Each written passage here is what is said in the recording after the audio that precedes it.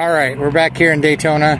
I'm doing a satellite for the $1,500 buy-in. It's only $186 to get in. There's almost 40 people now, so they're giving away almost 4 seats. And yeah, I did a first bullet, and I wasn't catching anything. Had King 10 up. Lady raised. I kind of felt like she was pretty strong, but I ended up calling. Plus, she never raises, it seems like. She's like, just likes to limp. The flop come like 5, 7, 8, all diamonds. You guys check through. Turn was another 5 of hearts this time. So it gets checked through again to me.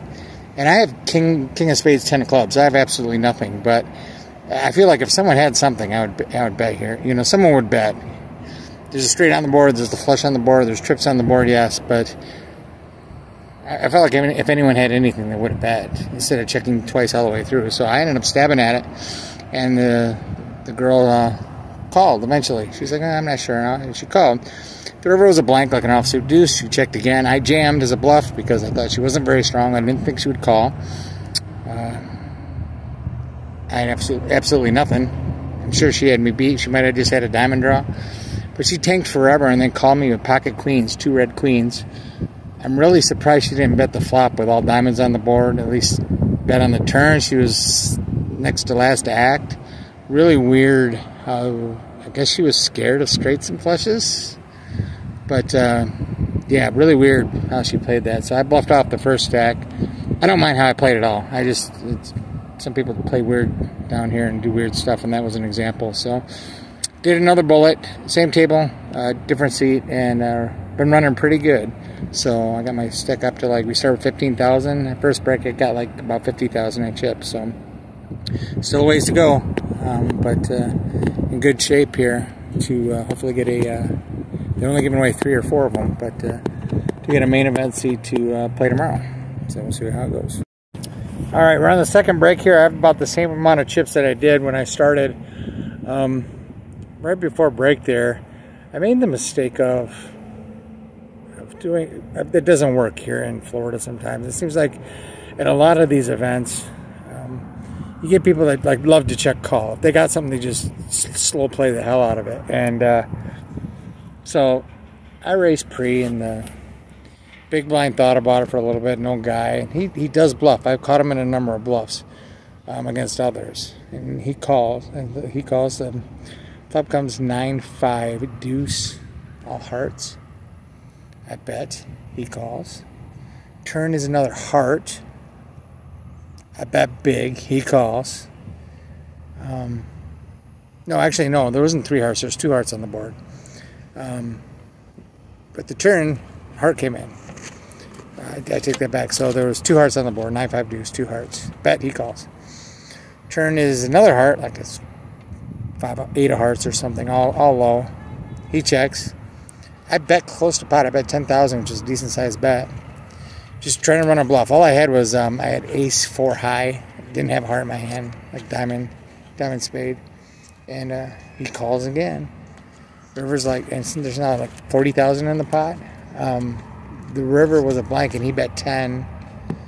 Oh no, the river paired the board is what it did. So the river paired the board, and he bet small. He bets like 10 into 40. And when he called the turn, I didn't like it. I thought maybe he hit a flush, and he's just sandbagging it. And then the river paired the board. Now, I don't think in a million years he has a set there, because I don't think he's just check calling with a set with a flush draw board and a third heart on there. But so when the board paired, I didn't really care about that. But it smelled like a flush, like a block bet. Like he likes his flush. He's not thrilled about the board pairing. I could jam, but trying to bluff in here is never a smart idea, because I don't think I'm going to get anybody off a flush, including him. Even though technically I'm the only one that can have a set there. I'm the only one that can have a boat, because he's not playing a set like that. So anyway, I folded. And everyone's like, how can you fold? I'm like, I didn't tell them what I had, because I'm thinking I just had, because I just had ace high. But bottom line is, I'm sitting good in chips. There's no reason to run a big bluff like that right now. I decided to take a shot, but I feel like I don't know, a lot of times you just, bluffing here just never works. I mean, this place, nobody folds here, so wait till they have it and get paid off. Kind of like it's been the last couple of days over at Orange City with PLO, because bluffs never work and they'll pay you off with nothing. Just bad play. I don't know if this guy does bluff though, but I don't think he's bluffing 10 into 40. But I didn't need to barrel off like that either. But I don't know, in hindsight, I guess I don't hate it too much. But I just gave up like 20,000 in chips when I didn't really need to. 15, 20 almost, something like that. I don't know. Anyway, that's all I have. That was the only interesting hand, so still got about 45,000 in chips. Blinds are going to be like 1,000, 1,500. So I'm still sitting okay on chips. There's about 15 people left in this, and they give away 4 seats. So see what happens. Painted? Got queens. Oh my God! Aces, Kings. Three-way. Well, guys, as typical, I'm like the bubble boy. Got 4 seats. Fifth paid 150 bucks nothing. The 4 seats paid the $1,500 buy-in, and of course I was knocked out in 6th. I started out really good, running good, having a lot of chips, and I set at like 40,000 forever, and that's about what I had when I got knocked out. I just could not collect any chips, and then the problem is when you start getting short and everyone else is deep, you gotta wait out for something to shove with, and I just didn't have shit forever. I had pocket 10s once. And then a couple times, I had ace 5 suited of spades, ace 3 suited of diamonds, when I had like 5 big blinds, 6 big blinds, and I picked up the blinds. And then this time the button, it was weird, like limp, and then I'd shove for 7 bigs and both people would fold. This time it was the button that limped. I mean, it shows how bad the players are. You never would limp, ever. And I mean, just limp, and a guy shoves for 7 bigs and you all fold. Like, what are you doing in there? So anyway, well, one hand I had where I should have just jammed. I was in the cutoff. I had Jack 10 offsuit. I had at that point 11 bigs, so 11 or 12. So I don't know. I think it's a little tight, especially considering ICM to jam there. So I just raised, and the big blind called. This guy calls with anything. It was 4 and 4,000. And I made it 10, and him and Han thought about it. Flop come ace jack 3 with 2 spades, and for some reason I decided to check. I don't think he has an ace. Most of the time he doesn't have an ace. Just jam and take it down. I didn't for some dumb reason. The turn was a queen, and he looked at it, and the way the board, he looked at the queen, I just had a sense that he hit the queen. And I wasn't too sure he'd fold the queen. And then plus now I got a straight draw with my jack, so he checks, and I check again. My biggest mistake is not just jamming the flop and taking it down. The river was another queen, and then he jammed.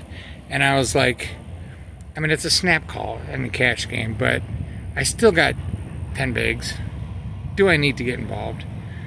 I call, he shows me a queen. My initial read was he had a queen. Of course, the fact that there's trip queens means there's less of a chance that he has a queen. And I should have probably been paying attention to him earlier to see when his eyes light up if he likes the board or he doesn't, because that's an obvious tell. I've noticed down here from some people. And I didn't know if that meant he hit it or didn't. I folded. He never showed. He said he bluffed, which makes me think I was right. He did have it. But I don't know. I wish I should have just jammed the flop. It's dumb not to just jam the flop. I'm good there most of the time, and I got to just take those chips down. But the hand that knocked me out was the guy who limped on the button. I'm in the small blind with ace-8 off. I looked down at the guy in the big blind. He hadn't checked his cards yet, I don't think, because I couldn't get any kind of tell off him. I felt like, he hadn't even checked his cards yet. So the guy already twice had limped and then folded in my jam. So I ended up jamming with ace-8 off, again with 7 bigs, and the guy behind me had like 6 bigs. He rejammed all over the top, and he had ace-queen, and I just happened to walk into it. And of course the limper folded. Comical. Like, he should have raised, and then I can fold probably.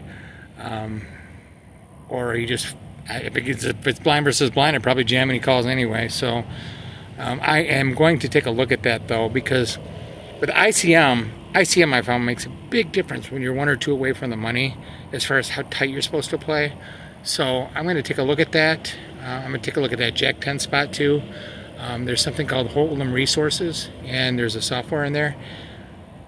If you get a hold of me through pokerpro.us.com, pokerpro.us.com, which means you went to the website and you contact me through my email link there, which is a different email than what I have on anything else, and ask me for the analysis on whether or not GTO-wise, with ICM involved, if I'm supposed to be jamming with the Jack 10, if I did the right thing, jamming with Ace-8 off, I will provide that to you, that analysis. I give analysis to people if they go to my website, and you can buy a whole bunch of videos from there. But I've found that a lot of the stuff I give is good, and with the amount of money I make off poker, it is just dumb to give it away for nothing. I mean, I you know, for YouTube clicks. So I'm so done doing that. If you can't spend $5 as a thank you to me or for doing an analysis and watching it, then, well, that's up to you. But if you can't even give me that, I'm not going to just give it away free, because I found that some stuff people are really learning from my stuff when I had a full-time poker channel, and come to find out that they were learning all this stuff, and like, oh, I remember you said that, and I noticed players, and sometimes in my player pool would get better on some stuff on PLO. I don't know if it's necessarily for me or not, but these are people I'm making money off of, like hundreds of thousands of dollars. What am I doing just giving this shit away for free when YouTube won't even give me a nickel?